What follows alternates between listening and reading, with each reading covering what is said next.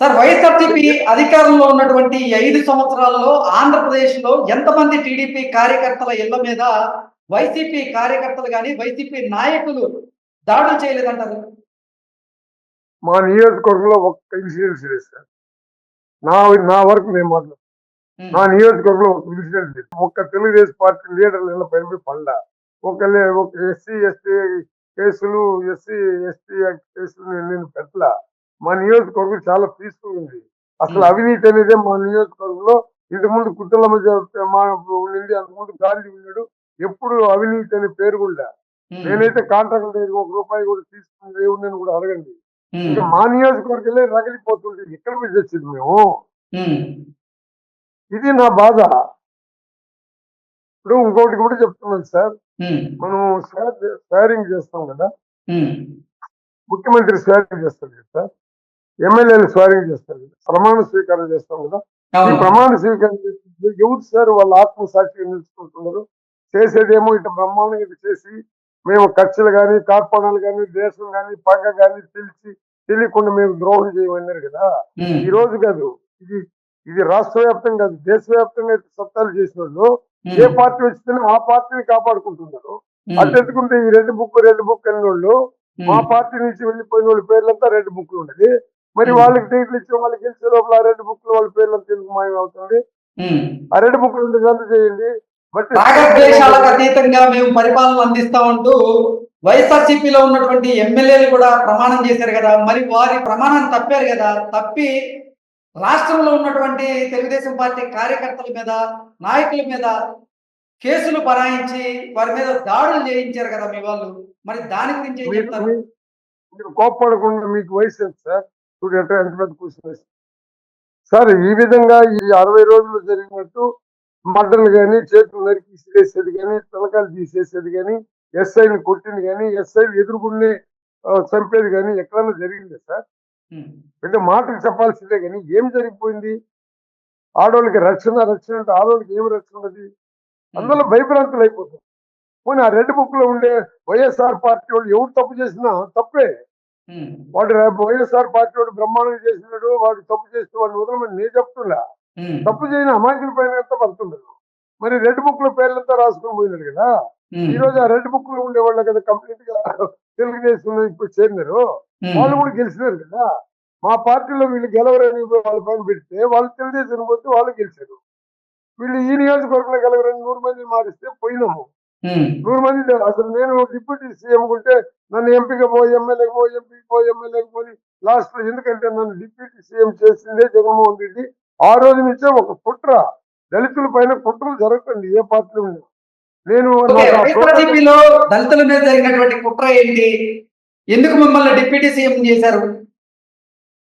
నేను అంబేద్కర్ యొక్క రాజ్యాంగ చట్టంలో పేద దళితులు కూడా ఈ యొక్క రాజ్యంలో ఈక్వల్ గా ఉండాలా, తల ఎత్తుకుని తిరగాలనే దృక్పథంతో మన అంబేద్కర్ ఆశయాన్ని జగన్మోహన్ రెడ్డి నెరవేర్చాడు.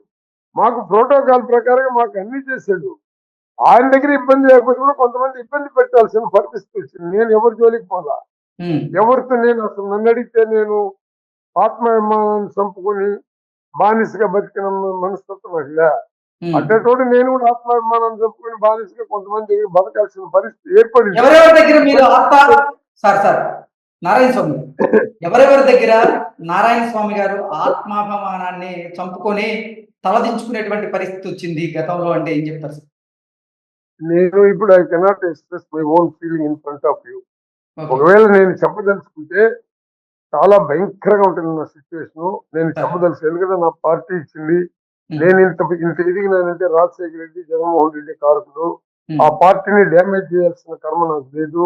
హ్మ్. కానీ ఈ పార్టీ కాదు. ఏ పార్టీ కూడా దళితులకు పదవులు ఇచ్చినా కూడా దళితులు ఆ పదవిలో వాళ్ళకి పవర్స్ అనేది కూడా ఇవ్వాలా.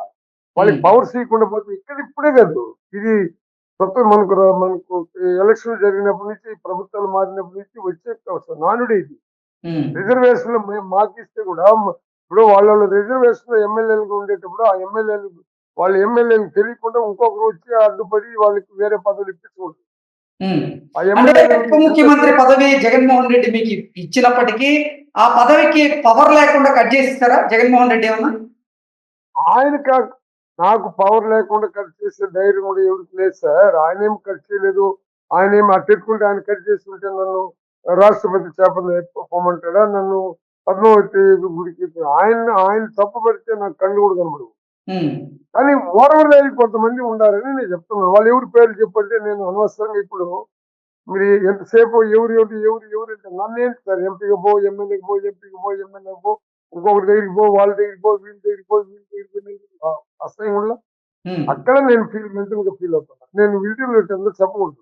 ఓకే. సార్ ఎందుకంటే మిమ్మల్ని ఎవరు జగన్మోహన్ రెడ్డి ఎమ్మెల్యేగా పోటీ చేయి, లేకపోతే వేరే చోట నుంచి పోటీ చేయి, లేదు ఎంపీగా పోటీ చేయి అని జగన్మోహన్ రెడ్డి బలవంతం పెట్టాడా, లేదంటే జగన్మోహన్ రెడ్డి పక్కన ఉన్నటువంటి కొంతమంది వ్యక్తులు మిమ్మల్ని వేరే చోట నుంచి పోటీ చేయండి, లేదంటే ఎంపీ స్థానంలో పోటీ చేయండి అంటూ మిమ్మల్ని ఆర్డర్ చేశారా మీకు?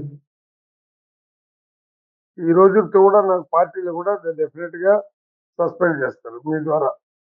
నేను చెప్పేది వాస్తవం. ఇప్పుడు జగన్మోహన్ రెడ్డి మైండ్ లో ఫస్ట్ ఆయన రిజైన్ చేసినప్పుడు నారాయణ స్వామి అనేవాడు నేను రిజైన్ చేస్తాను, ఉమ్, నాతో కూడా 59 మంది రిజైన్ చేస్తారు. ఉమ్, జగన్మోహన్ రెడ్డి మైండ్ లో నాకుండేంత స్థానం ఎవరికి లేదు. ఉమ్, ఒకవేళ నేను డబ్బు లేని వాడుగా ఉండొచ్చు, కానీ నేను అవినీతి పరుడు మాత్రం కాదు. ఉమ్, జగనన్న మైండ్ లో నా పైన ప్రేమ ఉంది కాబట్టి ఎన్ని కుట్రలు పడినా మా ఉమ్, పాప 4 సంవత్సరాలుగా నేను తిరిగి చెప్పినా ఉమ్, ఇస్తాను అన్నారు. లాస్ట్ లో ఎందుకు నువ్వే ఉండన్నారు. మళ్ళీ రకరకాలుగా జరిగింది. ఉమ్. ఆయన హృదయంలో నాకు స్థానం లేకుండాలని ఒక పెద్ద కుట్ర జరిగింది.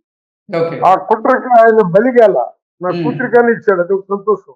ఉమ్, లేకపోతే మాకు అది కూడా లేకుండా ఉంది. అంటే రాజకీయాలు వచ్చి మేమేమి ఇక్కడ దోపిడీ చేసింది లేదు, లేదా మేము కబ్జాలు చేసి లేదు, లేదు ఇంకొక పట్టాలు తీసుకొని పెట్టుకుని లేదు, ఇలా పెద్ద పెద్ద కానీ భగవంతుడు అనేవాడు రాజశేఖర రెడ్డి ద్వారా, జగన్మోహన్ రెడ్డి ద్వారా నాకు అన్ని చేశారు. నా బిడ్డలు కూడా బ్రహ్మాండంగా చదువుకున్నారు, వాళ్ళు కూడా ఫారిన్ లో ఉన్నారు.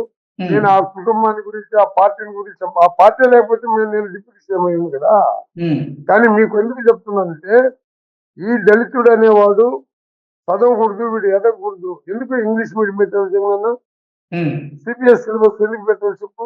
వీళ్ళు దళితులు కూడా చదువుకోవాలా, వీళ్ళు కూడా ఒక స్కావెంజర్ బిడ్డలు కూడా కలెక్టర్ కావాలని ఒక ఆలోచనతోనే జగన్మోహన్ రెడ్డి ఇన్ని తీసుకొని వచ్చాడు. ఉమ్, అది స్కావెంజర్ బిడ్డలు రాకూడదు, దళిత బిడ్డలు రాకూడదు, ఎస్సీ బీసీ మైనారిటీ బిడ్డలు చదవకూడదు, ఇంగ్లీష్ మీడియం రాకూడదు, వాళ్ళు కలెక్టర్ అయితే వాళ్ళకి దండం మనం పెట్టాలని ఆలోచనతో అందరూ ఓటైనారు. ఉమ్, ఇది కరెంటీ దగ్గర నుంచి, యేసు ప్రభు దగ్గర నుంచి వచ్చింది సార్. ఉమ్, యేసు ప్రభు కూడా ఆ రోజు, ఆ యేసు ప్రభు అని ఆయన కూడా ఎందుకంటే ఆయనకి దేవుడు అని చెప్తున్నారంటే, ఆయన కుష్ఠోని బాగా చేసినాడు, గుడ్డోని బాగా చేసినాడు, కుంటోని బాగా చేసినాడు, తిరుగుబాటు చేసినాడు, బానిసత్వం లేకుండా చేసినట్టు అప్పుడు ఆ రాజులంతా ఒకటి ఆయన దొంగ వేసి ఆయన కలిసారు. కెనడీని ఎందుకు కలిసారు? ఇందిరాగాంధీని ఎందుకు కలిసారు? అసలు రామారావు ఏం తప్పు చేసినట్టు రామారావు తీసి ఆయన సాగు కారకులు అయినారు? రాజశేఖర రెడ్డిని ఎందుకు సంపాదించింది? ఈ రోజు జగన్మోహన్ రెడ్డికి ప్రొటెక్షన్ లేకుండా చేయాల్సిన కర్మ ఏముంది? ఉమ్, నువ్వు పరిపాలిస్తూ ప్రజలకు మంచి పేరు తెచ్చుకో. ఉమ్. నువ్వు మంచి జనాల దగ్గర పేరు మీరు జగన్మోహన్ రెడ్డి ప్రొడక్షన్ గురించి మాట్లాడుతున్నారు కాబట్టి ఒక చిన్న ప్రశ్న సార్.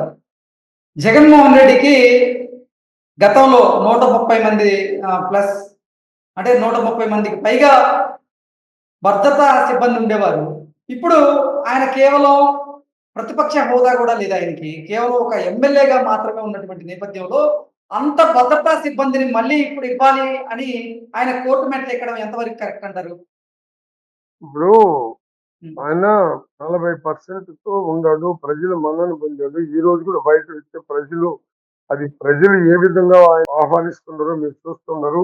ప్రజల దగ్గర నుంచి ఆయన దూరం కాల ఒక లీడర్ అనే అతనికి మనం ఇప్పుడు ఎందుకు మన లోకేష్ గారికి ప్రొటెక్షన్ ఇచ్చారు, ఎందుకు పవన్ కళ్యాణ్ గారికి అంత పెద్ద భద్రత ఇచ్చారు, ఎందుకు చంద్రబాబు నాయుడుకి అవధి ఇచ్చారు, మళ్ళీ ఈ రోజు చంద్రబాబు నాయుడుకి పోలీస్ ప్రొటెక్షన్స్ కానీ ఆయనకు మంచి చెడ్డలు లేవా? ఒక ప్రజానాయకుడు, ఒక ఉద్యమకారుడు, ఆయన ఒక ప్రతిపక్షవాద లేదంటున్నారు. ప్రజలే ఆయనకి ప్రతిపక్షం, ప్రజలు ఇప్పుడు చంద్రబాబు నాయుడు కాబోతున్నారు. ఈ దేశంలో పెద్ద పెద్ద సామ్రాజ్యాలతో కూలిపోయింది.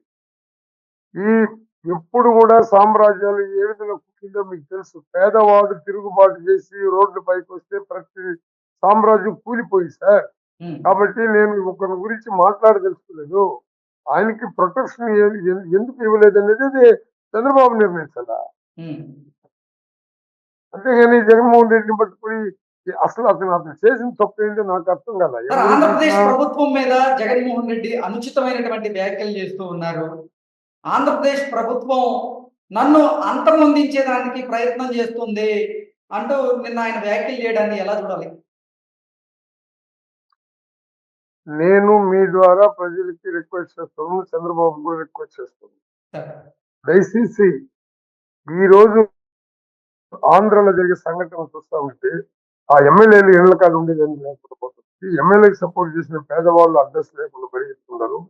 ఆయన కూడా ప్రొటెక్షన్ కావాలని ఒక, ఎందుకంటే ఏం చేస్తారో ఏ రోజుకి ఏం చేస్తారో పేదవాళ్ళ కోసం లేదు కాబట్టి మళ్ళీ ఆయన కూడా ఇట్లాంటి వస్తుందని ఆలోచనతోనే ఆయన నాకు ప్రొటెక్షన్ కావాలని అడుగుతుంది. కానీ ఇంకేమో ఆయన ఇంకోటి ఎవరికి భయపడినప్పుడు మాత్రం కాదు జగన్మోహన్ రెడ్డి. అది సింహమే, ఓడినా సింహమే, గెలిచినా సింహమే, ఎవరికి తలవలసిన సింహం, ఎవరి చేతులు కట్టుకున్నప్పుడు ఎవరి ఇళ్ళ కాడ నిలబడి నాకు సహాయం చేయండి, నాకు పట్టణి పార్టీలతో కలుసుకుని పరిగెత్తే మనస్తత్వం లేని వాడు అతను.